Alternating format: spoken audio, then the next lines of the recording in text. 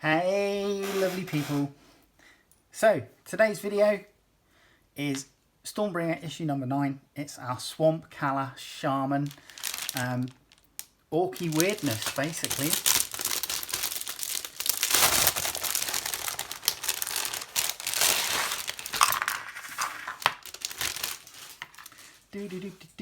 Right, let's have a look at the plastic in a mo. We have a trifold, Armies of Gur. Nice big giant on the front there. Let's open it up, trifold, open it up. So the Gurish Heartlands, nice map. So yeah, we got Realm of Beasts, Savage Wilds, the Iron Jaws, Beasts of Chaos. Obviously that's the front page there of the trifold, and the Seraphon with their big lizards, and then Cities of Sigmar. A veteran witch hunter uses her rune engraved crossbow to banish a wild spell. Cool. Okay, so there's your trifold, right. Now, Stormbringer, Age of Sigmar. Gods and God Beasts. So Sigmar is the god of storms. In the Age of Myth, he wandered the mortal realms, slaying monsters and awakening his fellow gods to rule over the lands together. Alariel is the goddess of life. In the Age of Myth, she made the silver neth to guard the sacred cycle of nature. She and her creations formed a vast culture as large as any human empire. And Grimnir and Volcatrix. Grimnir, the god of fire, and Volcatrix, the mother of salamanders, destroyed each other in titanic duel in the Age of Myth. Rather than fading away, their spirits were transmuted into the metal known as Urgold and scattered across the mortal realms. Okay, so there you go. And we have Behemat and Argentine and Nagash and Thangathract. Okay. Right, monsters of the mountains. So Stonehorns, Magmadroths, and Dragon Ogre Shaggoths. Seriously, who comes up with these names? Right, Swampcalla Shaman and Pot Grot. Now, is he cooking lunch or is he boiling up a potion? Anyway, you get your D6 character traits chart, a D6 unit trait, and then your character names. You can like one for your shaman and one for your pot grot. Then we're into our instructions on how to build.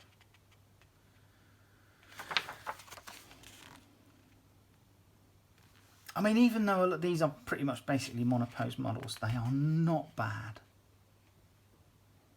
I mean, and this little pot grot has got loads of character. They've even given you a little thing to put in the top of the pot, you know, to act as what's in the pot. That's just superb. Then you're into how to paint, and they're going with Catachan Flesh, Uruk Flesh, Lead Belcher, and Cantor Blue.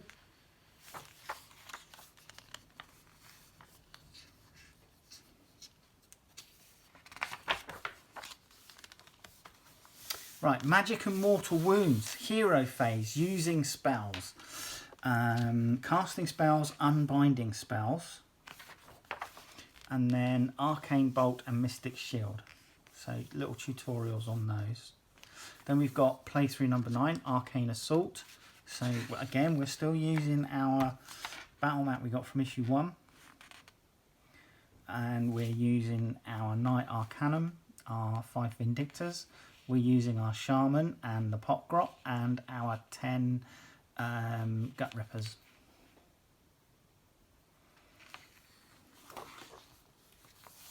So we've got our War Scrolls for this phase. Do you know, I'm really surprised they haven't just given us the War Scrolls outright for these units. And then just taught us what everything is gradually, you know, because with Imperium we got the data sheet, and it was, apart from maybe one or two initially, the data sheets were the data sheets for those units. But yeah, there you go. And we get our truth seekers, but look at this, a beast skewer kill bow. That looks so cool. That's in issue 11, so that looks really cool. It's a shame it's on the enemy side. Right, on that note, I'll bring you down, we'll have a look at the plastic. Here we go. Right, this is a sculpt again of 2021. So did all these come in the Dominion box set? So we get 40mm on a 25 slotter base. I think this is the stuff for the back of the hob grot, pot grot. All these little extra pots, pans, flasks, it's probably an onion there or something, ladle. So yeah, and obviously the pot, and whatever he's stirring has got a little spiral pattern on it, a little swirly pattern.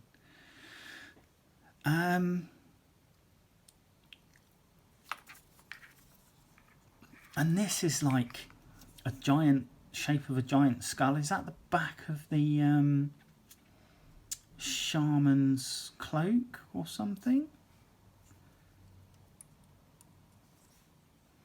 And again we have our reed.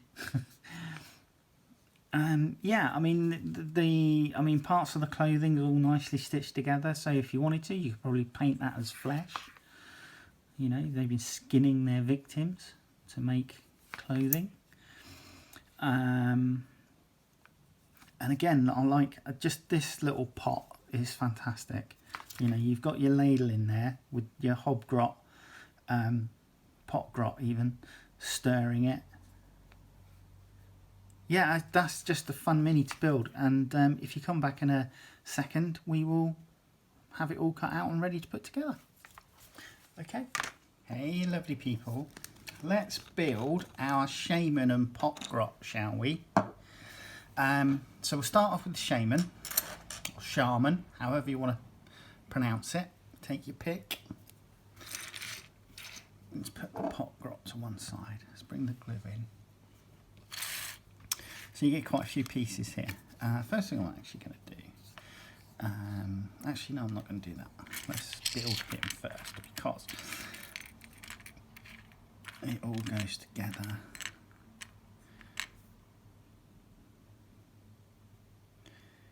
And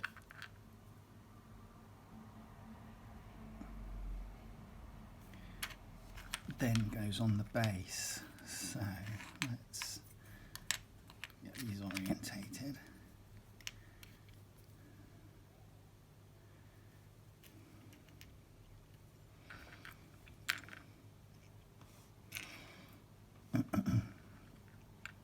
So first thing we're going to do is this back piece here, which is the back of his robes, goes into this really snazzy looking skull piece here.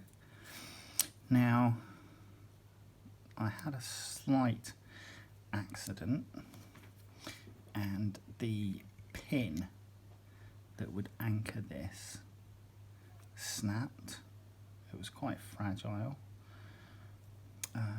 So we are just going to come in with the glue and do the glue thing. Right. But it's not a massive issue. Now, what happens next is we have this side piece, which is his other leg, goes in here.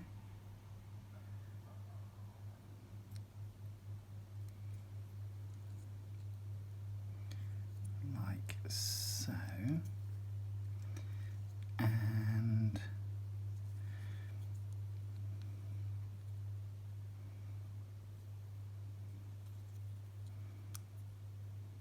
just try and make sure that this is aligned nicely. then just drop some extra glue in to help it bond. We then have his front torso going on now. He's got 3 pins in the back here, so these will match up to 3 pins in the lower torso here. And this is actually a little bit tricky, so I do suggest you dry fit a couple of times just to make sure you get the right orientation before gluing it down.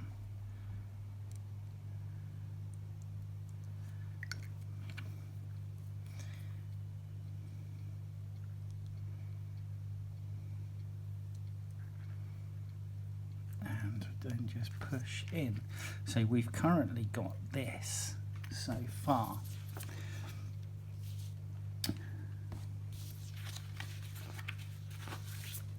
Now we come in with these 2 front pieces. So we've got one front piece that goes on here, which will be his right hand side, and that's going to go into position just there like that.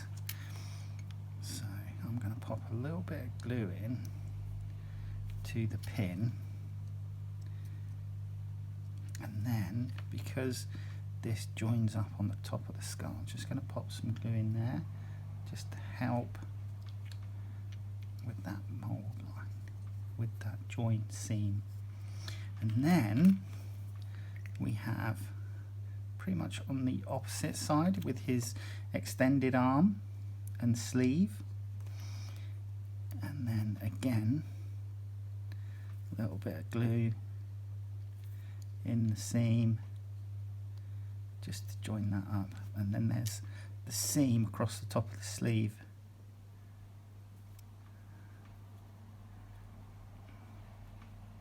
Like so. Now we then have his head, and this is the last piece. I am just going to take a little bit off of the pin. I shaved the pins slightly so that they seat easier.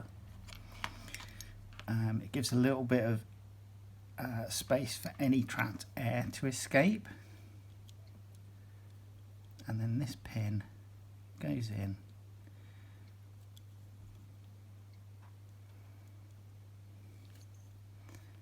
there,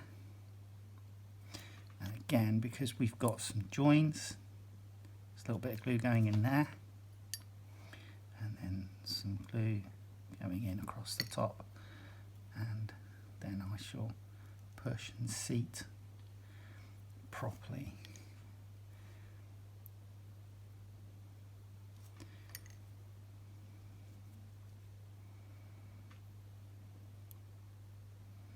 And there you go. That is your Swamp Shaman. Now he sits on the base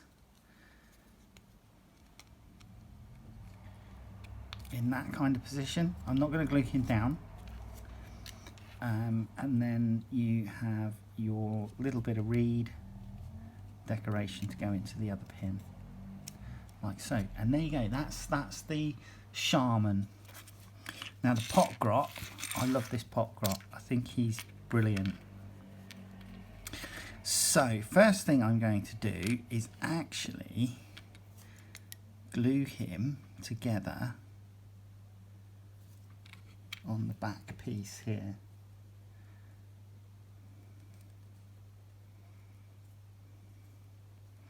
Like so, and then his elbow joins up with his forearm just here, so that's getting a little bit of glue. Then the pot, I'm going to make the pot, and the reason I'm going to make the pot is because I think it's easier to do it this way round than put the backpack on and try and push the pot on with all those delicate hanging pots and pans and stuff. So that literally just pushes together.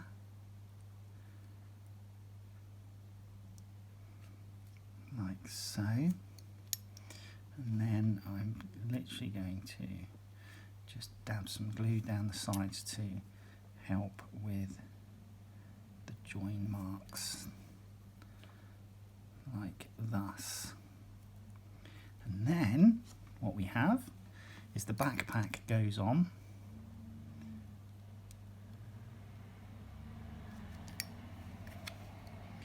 So one pot grot,